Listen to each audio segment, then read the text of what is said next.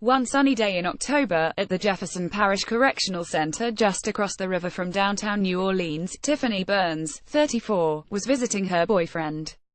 The pair had been dating for almost 2 years and were still giggly in love when a late July knock on the door sent him away.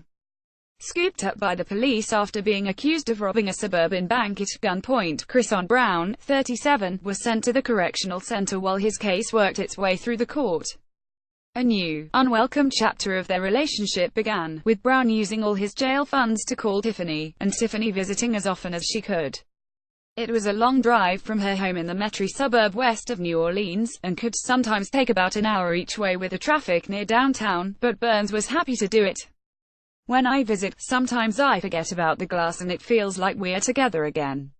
She felt that way during her visit on the 12th of October, right up until the moment she walked out the jail door and was handed a pamphlet.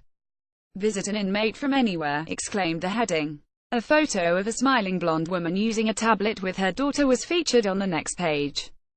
"From now on, no more visits," said the jail guard, as she shut the door behind Tiffany. "If you want to see him, read that.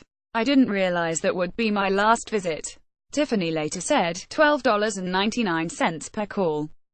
In-person visits used to be free. Tiffany Burns waits for her boyfriend Chrison Brown to call from prison.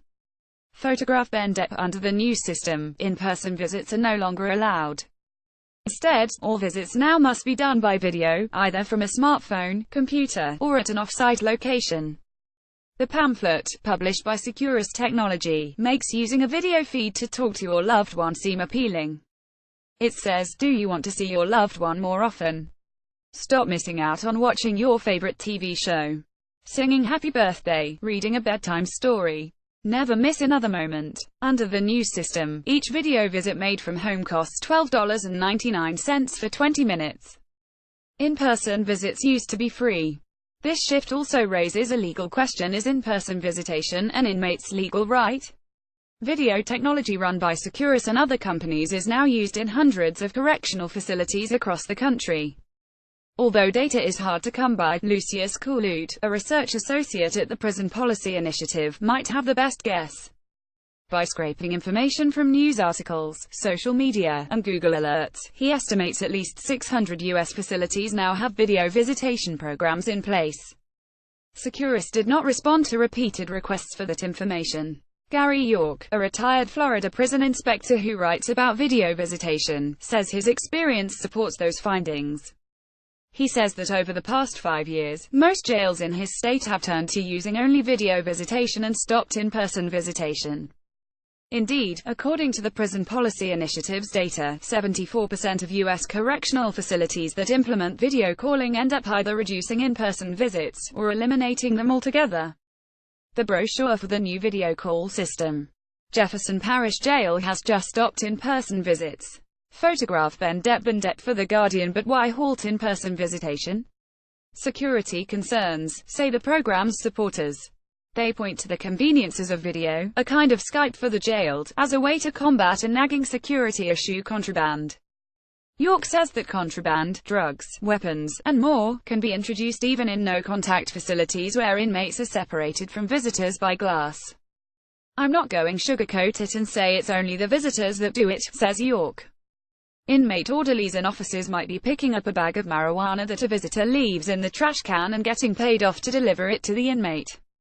I've seen it hundreds of times. Another reason is the reallocation of jail personnel. Jefferson Parish Sheriff Joe Lopinto was quoted in a Times-Picayune article as arguing that the new system allows his office to allocate resources where we think they're needed, on the streets. In-person visitation, he said, requires twice as many officers, and York agrees. Lopinto declined to comment for this story. Critics, however, say that potential gains are far outweighed by the costs. The impact is going to be so real. Norris Henderson spent nearly 28 years in prison for murder in Louisiana. Today, he is the founder and executive director of Voice of the Ex-Offender, a not-for-profit group that advocates for inmates' rights. He strongly believes that stopping in-person visitations is a move in the wrong direction. We should be moving toward more human contact and people connecting with other people, not less.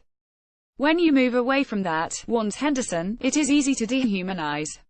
Leon Diggard, from the Vera Institute of Justice, says that his research shows the opposite happening, with in-person visits increasing outcomes both pre- and post-release. Koolhoot additionally points to research published in the Criminal Justice Policy Review that show that in-person visits decrease recidivism. Instead, both Diggard and Koolhoot recommend this technology be used only as a supplement to traditional methods of visitation. Behind the security issue lies an even more profound challenge: the emotional and psychological cost of taking away in-person visits. Advocates argue that seeing a person face-to-face, even if it's through 6 inches of glass, is critical to the emotional health of prisoners. Sister Alison McCrary is an attorney and executive director for the National Police Accountability Project. She runs the New Orleans Community Police Mediation Program. She regularly spends her weekends offering spiritual guidance to those who have been incarcerated, particularly those on death row. Visitation is so important to maintaining a prisoner's faith. So important. I can't believe they would simply take that away, she says, in a saddened voice. The impact is going to be so real. Users pay almost $13 for a 20-minute video call. Photograph Ben-Depa visitation's a human right. Ultimately, the substitution of video visitation for in-person visits raises a legal question that applies to correctional facilities everywhere. Is it a human right to receive in-person visitation? Internationally, multiple legal instruments indicate that it is. UN rules call for the allowance of visitors, while the European prison rules emphasize that while all forms of visitation may be monitored, maximum contact is the underlying goal. Prisoners shall be allowed to communicate as often as possible by letter, telephone or other forms of communication with their families, other persons and representatives of outside organizations, and to receive visits from these persons. Those rules, however, are legally non-binding for U.S. purposes. In 2003, the U.S. Supreme Court unanimously decided that visitation restrictions with a rational relation to prison management do not violate the constitutional right of association. We should be moving toward more human contact and people connecting with other people, not less. Norris Henderson, inmates' rights advocate Michelle Deitch, a scholar on prisons at the University of Texas, notes that across the country, some state and local governments have adopted legislation that addresses the question of the legality of video visitation in lieu of in-person visitation. In Texas, for example, or recent state law requires that in-person visitation be maintained in jails, and California has passed similar legislation. Although the American Bar Association and the American Correctional Association have published guidelines that say video visitation should be a supplement and not a substitute for in-person visits, the Supreme Court has not yet weighed in on the video visitation question. Without a national legal framework, the decision belongs to local authorities, with their own rationale, be it contraband, security, or something else. For Henderson, the former prisoner, the conversation goes deeper than this issue of contraband. This is about money. I shouldn't have to pay you to come see my child. The prison phone system is a $1.20 by year industry, dominated by big players like Securus. Securus has stated that it serves over 1.2 million prisoners across North America, and the company employs at least 736 people, according to its Bloomberg listing. Private companies point to their services as a potential new source of revenue for overburdened counties, with the facility receiving commissions per call. Although neither Securus nor the Jefferson Parish Sheriff's Office would provide a breakdown of where the $12.99 per 20 minutes goes, Coolette says that, typically they receive only a 10 to 20% commission on the call. Companies shouldn't be getting rich off inmates' backs. Almost everyone who has studied video visitation also mentions one other thing: video visitation is glitchy. Often, in spite of the price, the technology doesn't work, the sound or the image doesn't come through, or the calls cut off in the middle. The glitches can make that $12.99 price tag seem even higher. The counter-argument to this criticism is the fact that in Jefferson Parish, for example, one 20-minute video call at an off-site video visitation center is free per week. To find out more, I took that drive over the bridge across the Mississippi to Gretna, where the Jefferson Parish Jail is located. Inside, the Securus logo is prominently displayed on posters. The guards tell me they think the new system will be an improvement. It's better because you can do a video visit from home now, but since it is so new, they can't say for sure. They suggest I check out the new video visitation center, located about a 10-minute drive down the freeway. For those without access to a smartphone or a computer, the new visitation center is their only option. There, an old elementary school building has been converted into the center. Inside, 3 guards are gathered and laughing around a cell phone behind a glass wall, but outside the parking lot is empty. No one is visiting. I stop by the Jefferson Parish Public Defender's office. Attorney Andrew Duffy, a public defender in Jefferson Parish, already has some concerns. I hand him the flyer and he types in the Securus video visitation web address. As the page pulls up, he rears back his head and raises his eyebrows. "Yeah, see, look at this," he says, gesturing to a page busy with menus and small font options. Grandma's gone. He sees the introduction of technology not as a guaranteed convenience, but as a potential barrier. On top of the 20-minute price tag, the video calls require an updated tablet, computer or smartphone. I couldn't even hear what she was saying. Tiffany Burns tries to talk to her boyfriend. Their first attempt with the new system was not successful. Photograph Bendett for The Guardian. To understand the impact that all this is having on the loved ones of inmates, I drove out to Metairie, to the home of Tiffany Burns. 2 weeks after her last in-person visit, Burns sits on her bed in her mother's apartment.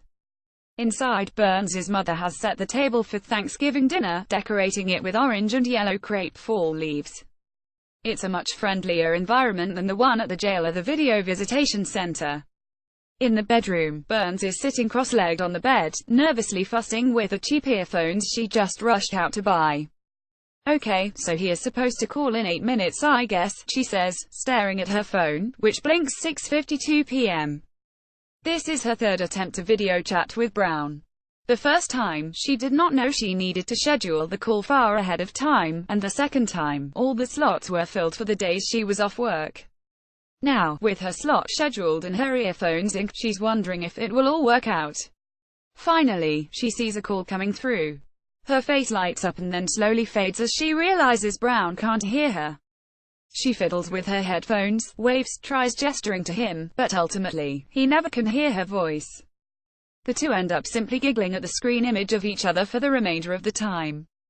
Later, I speak with Brown by phone and he explains that he believes he was only the third inmate to try to use the video program at the Jefferson Parish Jail, and that the other 2 also said it didn't work properly. "We had to pay money for something that didn't work," he complains. "I couldn't even hear what she was saying, and I couldn't really see her." Brown is particularly upset that the in-person visitations are being halted. "How you gonna stop people's families from coming to see them? That's messed up. I thought that was a privilege we got here."